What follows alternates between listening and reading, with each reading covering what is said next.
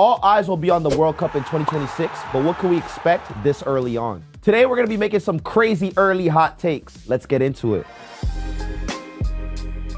All right, guys, we got 3 categories for each of us. Okay. Who will be your player to watch in 2026? Can I point something out first? Yeah. I am dreading the World Cup. Why? I'm dreading the World Cup because England should win it. Ooh. This is like the one World Cup that, I say this every year, but like, I feel like England should win this, and I just know I'm not gonna have fun.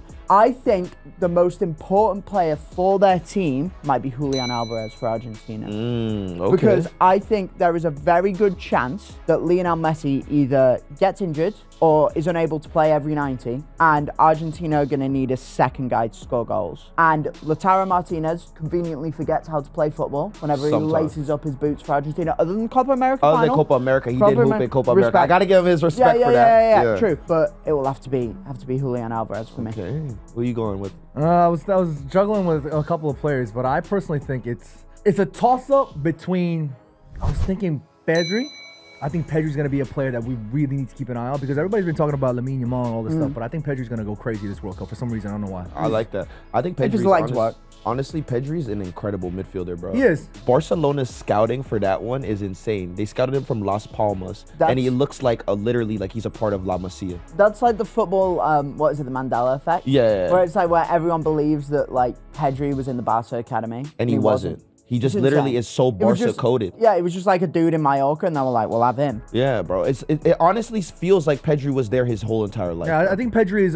Look, Pedri gets his flowers. Don't get me wrong. Okay. But everybody's eyes is gonna be on somebody like Lamine Yamal, and I think Pedri's gonna kind of be like sort of like behind in that sense in terms of pecking order. But don't get it twisted. Pedri's gonna, I think, have a sensational tournament. For me, I gotta go with Michael Olise, my boy. Yes, sir. Yes, sir. I feel like he's gonna add another dynamic to France. Whoa! He's not getting in that team. He is. He already has How's he getting in that team? He's been starting on the right. What? So what? Dembele's? He's going to start over Dembele? No. Dembele be starting on the left sometimes. Then where's Mbappe play? Striker. Down the middle. You think Mbappe is going to play striker for France? He already does. I'm just saying. I don't know if they're going to be a player to watch if you can't guarantee that they're going to start. Olise gonna get into the squad for sure, bro. He starts for them. Yeah, 100%. I think Michael Olise, because he plays in the Bundesliga now, we don't really get to see it because not all of us are watching, Bayern Munich destroy Freiburg every week 5-0. But Olise is an incredible footballer. He scored a right-footed goal against Leipzig this past weekend. That was insane. And to just see his development playing with Harry Kane, taking on the scrum of the neck of one of the biggest clubs in Europe and do his thing, bro. Okay, fine. Olise, man. Your opinion. Who do you guys think will be the flop team of the tournament? England. Oh my goodness, you're gonna sleep on your own nation. Yes. We're gonna screw it up. Why is that? Because we're England. It's not coming home. No, it's not coming home. Of course it's not coming home. It could, bro. Don't say that. It could, Don't bro. verbalize it. It could, bro. Don't verbalize Honestly, it. I think, okay, right. I think England fans are the harshest fans ever when it comes to international play. So here's the thing. I don't feel that patriotic to be British until it comes to a World Cup, and then I'm like, this is the greatest country on earth. Yeah. But we'll just find a way to screw it up. That like all the pieces are in place. Hire a great manager, really great generation of players. No super obvious holes in the squad. Like, all the pieces are in place for what should be a perfect tournament. It's England. We'll screw it up. We will. So I'm going to say the flop is England. Okay, who you got, John? This is so tough. I thought about this. I hate that I have to say this, but I think it might be Argentina. Ooh. And I'm sorry, Argentina fans. I love y'all, but I just feel like it's going to be a tough one for some reason. Why do you say that? Look, Messi this, Messi that. It might be his last one. Nobody knows. The whole point is that I just feel like a lot of that pressure that comes with either the post-Messi lifting the World Cup, I think that's going to carry a lot of weight to this squad. And just, I don't know. Messi should have retired after the 2022 World Cup from international duty. I feel like him going to another one is a little bit doing too much. I feel like he doesn't have to. I think there is conversation about like, is he gonna go? Is he not? I think there is that discussion. I think he has to go though now because his pride will not let him not go. I think that's the thing we don't give Messi enough credit for because he's just like a tiny dude and like kind of awkward. Quiet. But like, dude, he's a savage of a competitor. Oh, absolutely. I think he'll play. I think he'll go, and if he goes, he has to play. Like, it just seems like it might be one step too many. Sure. I knew Messi was nothing to f with when he went to Guardiola and said, I'm playing number 9, and they just bought Zlatan. That's when I knew Messi had it, bro. Yeah, because if even Zlatan, you're making Pep Guardiola be like, man, we signed this guy for 40 million plus Eto first season. He's he's the number 9 that I brought in for the season, and you're gonna make him go on the bench instead? Yeah. Bro, that's what I knew. Messi was one of them ones, bro. But I think my flop team of the tournament will be Brazil, and I think Brazil's gonna get eliminated potentially in the group stage. That's my hot take. I just don't know from these games where the direction that Brazil is heading into. I know they have Ancelotti now. Neymar clearly will never be fit enough for international duty. I think it's quite obvious a future with Neymar is not going to be happening.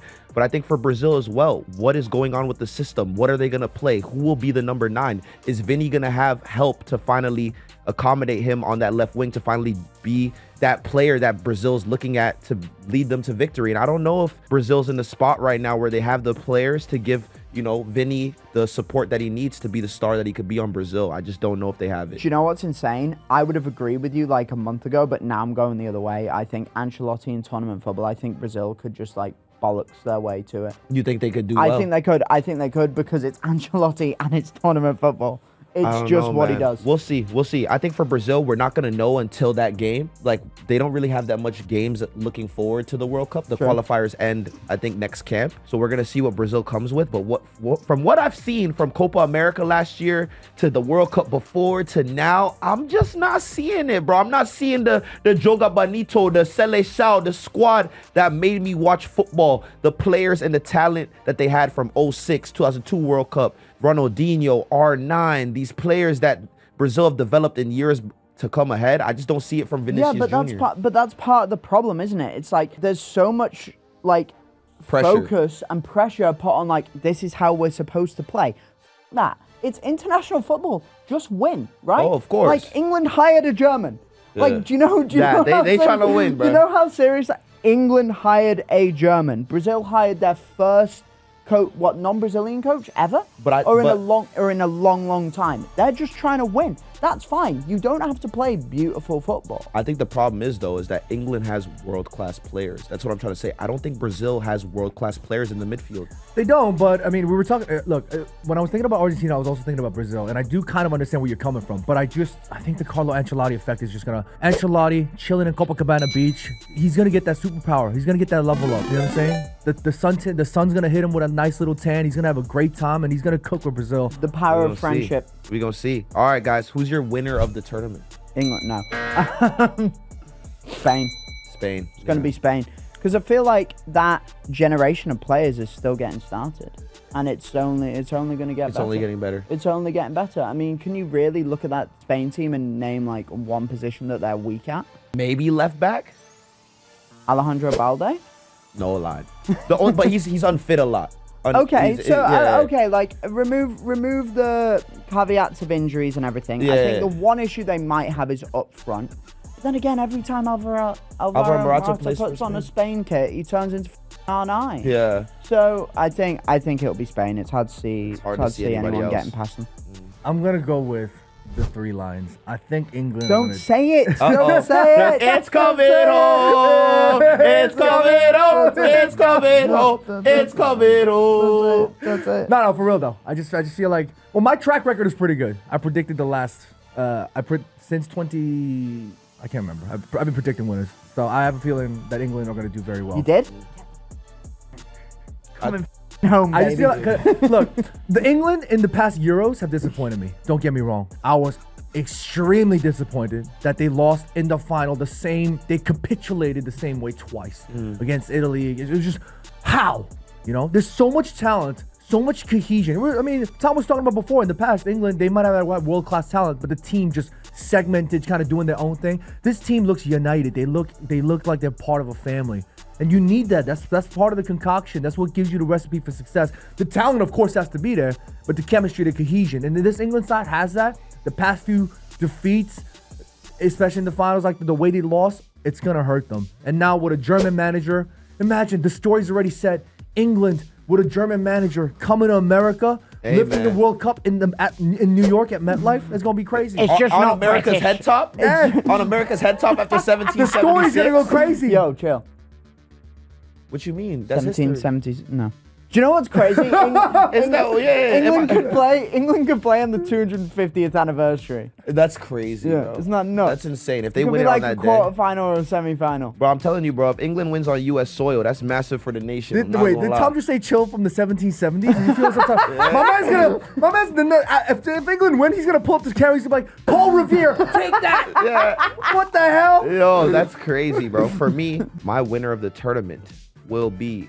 You guys already know. Mbappe, dog. Killy. I think France got it this time, bro. I think France got it this time. Listen, when Mbappe goes to a World Cup, some type of aura just changes about him. I don't know what it is, but when you see Mbappe in the World Cup in the group stages, he's bagging 3-4 on head tops, scoring against Austria, building up the confidence for those group stage matches, ready to destroy. I feel like you cannot count France out, especially considering the fact that if Mbappe's not going to work, they could go to Dembele. Dembele not working, you go to Olise. Olise not working, go to Doué.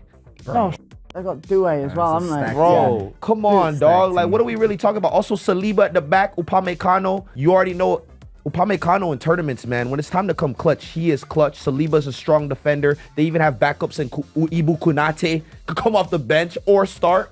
Bro, France, when it comes to World Cups, they're on it. They're at least making the semifinals. So, the one thing with France that concerns me is the midfield. Because not having Griezmann anymore to play that 10, it seems like they have a bit less of a connection. I'm not gonna lie. There has been a little bit of adjustment issues with Griezmann leaving. Right. So, Chouameni is definitely an excellent defensive midfielder. That's not going to be a problem. Outside of that, Would you put Ryan Cherokee in that was 10 just about role? to say. Maybe. yeah, I mean, and Kevin and Thuram can link play. For some reason, they still like Rabiot. Like, Yeah, they still love Rabiot. I don't know can what we- it can is, we man. move past this Can guy? we please move past that? I don't know what it is with the French manager. You saw what happened at Marseille, bro. yeah, they're all fighting each They're all other. fighting each other, bro. Rabiot turned into a 2-time world champ in that locker room, my boy.